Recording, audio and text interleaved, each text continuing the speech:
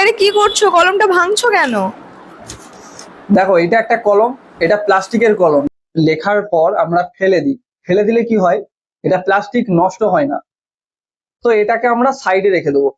আমার কাছে আছে এখন ইকো ফ্রেন্ডশিপ পেন, যেটা আমরা কিছু লিখতেও পারবো। লেখার পর এটাতে এমন জিনিস দেওয়া আছে, আমরা এটাকে কোথাও কোনো মাটিতে যদি রেখে দিই বা পুঁতে দিই, এটা থেকে গাছ জন্মাবে। এটাকে সিড পেন বলে, যে সিড কলম। দেখো, কোনো ইকো ফ্রেন্ডশিপ সেমিনারে স্টুডেন্টদেরকে বা যারা অ্যাটেন্ড করে প্রত্যেককে এই রকম কলম দেয়া হয়।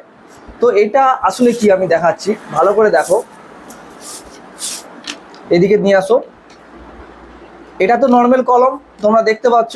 এই যে সিটগুলো রয়েছে, এগুলো বেগুনের সিট। এই যে দেখতে পাচ্ছ আরো কয়েকটা সিট রয়েছে, আমি দুটো দেখালাম, এগুলো বেগুনের সিট। মানে একটা জিনিস কি, কলমটাকে মাটিতে পুঁতে দিলে বেগুন গাছ বেরোবে, মানে সবজি একটা আপনি পেয়ে যাবেন।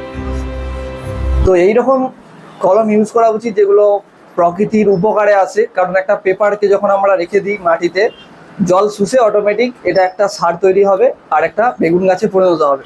যারা এই কলম সম্পর্কে এখনো পর্যন্ত জানে না, তাদেরকে এই ভিডিওটা শেয়ার করে দাও, অনেক অনেক শেয়ার করে দাও, যাতে সবাই এরকম কলম ইউজ করতে পারে।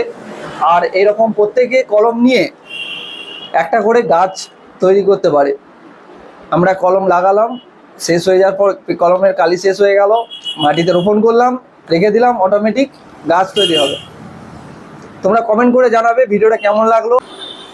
দেখো, ভিডিওটা যদি ইউজফুল মনে হয়, তোমরা যদি ভিডিওটা ইউটিউবে দেখে থাকো, ভিডিওতে লাইক করবে আর চ্যানেলটা সাবস্ক্রাইব করবে। ফেসবুকে দেখলে পেজটা ফলো করবে। আর তাদেরকে ভিডিওটা অনেক অনেক শেয়ার করে দাও, যারা এই কলম এখনো সম্পর্কে জানে না আর অনেকে জানে। দেখা হচ্ছে নেক্সট ভিডিওতে। ধন্যবাদ।